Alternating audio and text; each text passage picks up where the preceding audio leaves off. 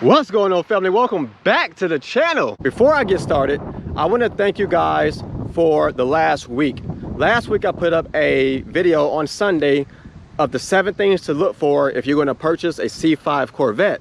That video is doing amazing. Thank you so much. I also want to thank those that I met at the car show at Cars and Coffee here in Peoria or East Peoria for subscribing to the channel. I've seen a bunch of subscriptions come over the last day, and I thank you all so much. With that being said, make sure you guys hit the thumbs up button and share this video, and of course, subscribe. In regards to dailying the C5 Corvette, there are some things that we must take into consideration.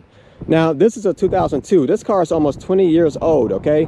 Right now, we're at 19 years old. Some of the parts that are in this car are becoming hard to find. Here, I mentioned this in the last video, okay? This is your AC control unit. These are getting almost impossible to find. So hard to find that now you can send yours out to a company and they will fix it for you if it is not illuminating. Now, you'll see some online that are not the exact same as this one here. If you pay attention to the green and red lines, they're solid. You'll see some that's kind of perforated or broken up, and that's not going to be the same unit that's in here now. To find a good one, I've seen prices of 500 bucks, 400 bucks, 600 bucks. And then there's the iffy ones that are out there that are about 100 bucks. And those are ones that you want to make sure you look into to see why they're so cheap. Again, this car is 20 years old. So you're going to have maybe seals that go bad, that are old or worn out, especially when you find models that have 8,000 miles or 2,000 miles, or if they're not driven, those seals are not being oiled the way they need to be, and then they go bad and you get leaks, okay? With that being said, you have to make sure that you can take into account this car being down because it's such an old car. If you daily this car, are you going to fix it yourself? Are you going to take it to the shop? Because if you take it to a shop, it's going to get expensive. If you fix it yourself, I would say those are the type of people that need to daily a C5 Corvette, because you want something that you can put in the garage, get it up in the air, and quickly fix it. That way you can get it back on the road. You don't want to miss work, you don't want to miss school trying to daily a C5 Corvette. Another thing to take into consideration is this car is extremely low to the ground, okay? The front end has about 3.5 inches of clearance. From the side of the vehicle, there's about 3.5 inches of clearance as well. So you have to take into consideration your environment.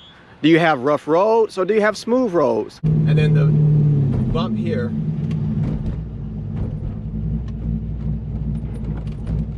it's almost like a speed bump. You must look at your environment if you're going to daily a C5 Corvette. You got to look at the potholes, you got to look at the road conditions, you got to look at the speed bumps, because those are things that you would have to deal with on a daily basis. Now, I'm careful. I don't go down this street typically in my Corvette unless I have a very good reason to, okay? Last time, I was chasing a twin turbo or a turbo 350Z, trying to see if I can get a run in with them. Those are the conditions that I will come down here. Otherwise, I avoid it. Now, I'll come down here my daily, but not in the C5 Corvette. Do you have a lot of speed bumps in your area? Is your garage or your driveway flat where you can just pull out? I'm going to show you guys some examples of me going over speed bumps, in and out of my garage, and in and out of my buddy's driveway to show you what it would be like to drive this car on a daily basis.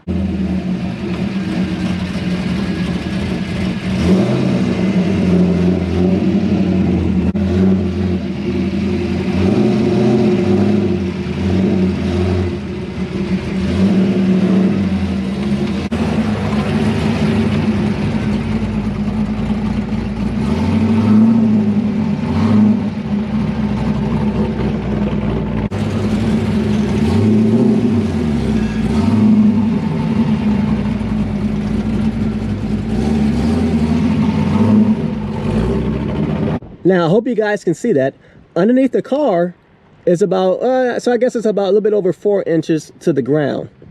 In front of the car, you have your rubber shroud to protect the car, and that sits at about 3.5 inches from the ground. This car is at stock height. For those who put coilovers on their car, lower the car, you have to make sure that you take that into consideration, that it's already at 3.5 and 4 inches to the ground. So if you drop it an inch, now you're going 2.5 inches to 3 inches to the ground, which is crazy. So again, those road conditions are going to be very, very important to consider when you're going to daily a C5 Corvette. since we're on the subject of talking about how low the car is, another thing that you must take into consideration is that if you're taking care of parents or grandparents and you transport them in your car, this car is extremely low to the ground. It may be difficult for them to get in and out of the car. So what we're going to take a look at is this. The seat is probably pretty equivalent to this part of the car, but for measuring purposes, we'll go to right here, okay? Let's see how far that is from the ground. As you guys can see, let's say 11, because that's a little bit above that edge there. So the seat is about 11 inches from the ground. 11 inches is not far. Let's see how far 11 inches is on me, for example. I am 5'10", thought I was 6 feet. I'm so mad. I'm 5'10". And as you guys can see, that goes up to the middle of probably to about my calf muscle. Okay, hopefully you guys can see that. So what I'm doing eventually is falling down to a point and sitting this low to the ground. That is something to consider if you're going to have a daily and you have to use this car to transport people. It may be easy for them to get in because they can fall in, but getting out may be difficult for them. Just take that into consideration. Don't forget to subscribe to the channel. Another thing that is obvious to people who love Corvettes is that this is a two-seater. You don't get a back seat. Now, those with Mustangs, Camaros, they have a back seat and they can put children back there and they can put cargo back there. They can put stuff in the back seat. When I had my Mustang, I use my back seat for materials all the time. In this car, you don't have a back seat. So if you are a social person, you like having people around you, you want people riding with you to enjoy the car, well, you can only have one other person. So for me, it's not a big deal. I don't daily this car, but I also don't typically drive around with more than one person with me. I can count on one hand how many times I've had people in my back seat. It's just, I'm not that much of a social person in regards to, you know, having a bit entourage with me. As a matter of fact, there was a time when I was in Arkansas with this car, someone was with me and her nephew wanted to ride as well. We couldn't, there's no way we could. So take that into consideration. You know, in your car now, if you have a car, do you typically have more than one person with you? And if you haven't had a car yet, do you think you will have a lot of people with you and you're going to be the driver, right? For example, those who go out, designated driving. Are you going to be the designated driver? If so, you can only do it with one person. Another thing to consider is going to be cargo space. Personally, I have not had a time in which I did not have enough room and I had to go get my other car in order to transport groceries or anything else. I can fit everything in this car. This trunk is actually amazing. So this is the Z06 or the fixed roof coupe. So the coupe does have more space, okay? Just for S and giggles, let's see how much space this thing has. So as you guys can see, going across the trunk area, you got about 45 inches, okay? That's actually not that bad. Going from the front to the back of the trunk, you have about 41 inches, maybe 42. Now, you guys can disregard the nitrous bottle. It's not hooked up, so that is why it's just sitting there. I know I may get some flack for that. Now, from bottom to top, you're at about 11 and a half, maybe a little bit less inches from top to bottom. Okay, so side to side. Now, you do have a little bit more room over here. Now, this is when it's going to be important to decide what kind of Corvette you want. Now, the coupe detaches at about right here, and the entire back end comes up, okay? The entire back end will come up and you have more space, okay? With the Z06, you don't have as much space as you would in the coupe. However, they give you this cubby hole that's typically covered in the coupe, okay? So you must take that into consideration. Now, again, to me, that is plenty of room for groceries, okay? I have some speakers here that don't come with the car. So that would not be in the way. This would not be in the way. And then this amp would not be in the way. And I also have this area full of stuff, which I do need to clean out. So with that being said, the Corvette does have a lot of room.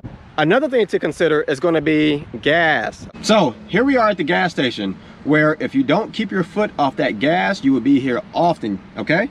So there has been conversation whether you should put 87 grade, 91 grade, 93 grade.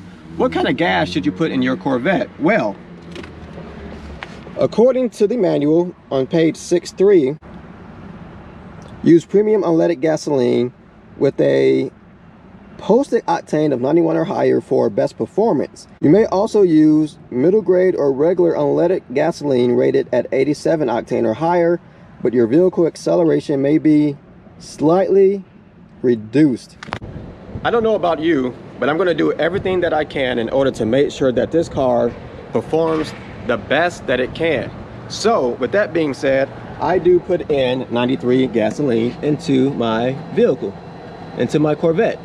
Now, I'm not sure about where you live at, but here in central Illinois, gas is almost $4 a gallon for 93 premium.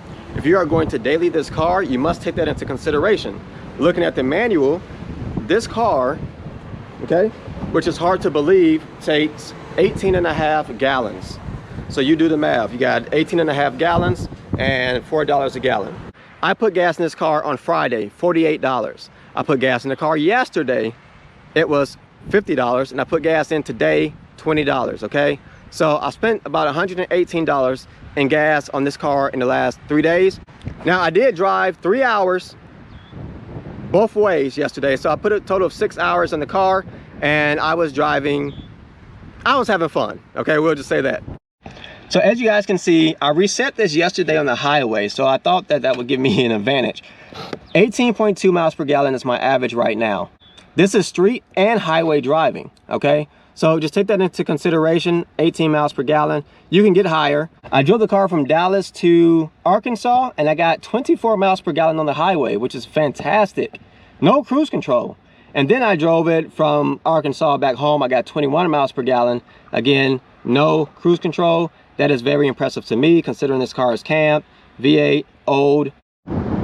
Now, as I mentioned earlier in the video, your circumstances are going to vary, and that's going to be a huge deciding factor on whether you should daily this car or not. I live in the Midwest. It snows in the wintertime. We get bad snow. We have salt, etc. Now, salt doesn't matter on this car because it's fiberglass. That's not going to rust. You're fine, okay? However, I don't drive my sports cars in the snow, and I kind of stop driving them when it gets super cold outside, okay? Because I want to have fun. When there's ice on the ground, you just want to be careful if it gets below 32 degrees. With that being said, if it snows in your area, make sure you take that into consideration.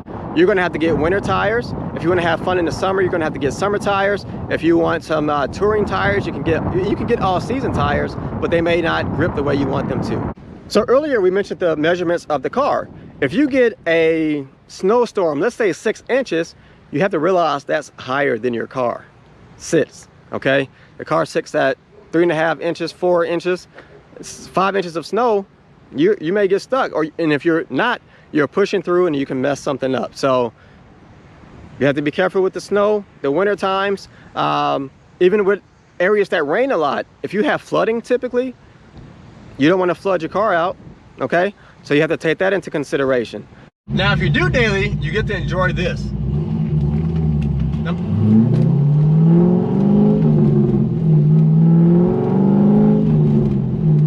That sound is just, listen.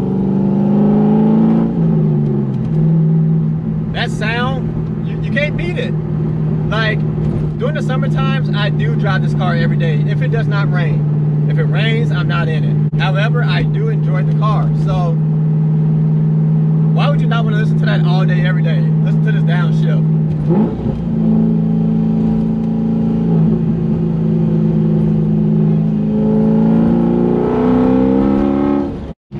Who wouldn't want to do this with the car either?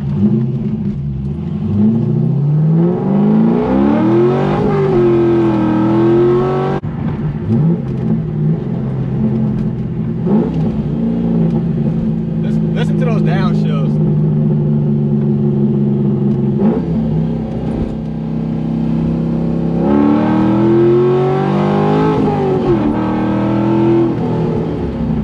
So much fun. So yes, you can daily this car and you will have a lot of fun. So all in all, I do think that the Corvette can be daily, don't get me wrong, but your circumstances are very important. This video is not to keep you guys from dailying your Corvette.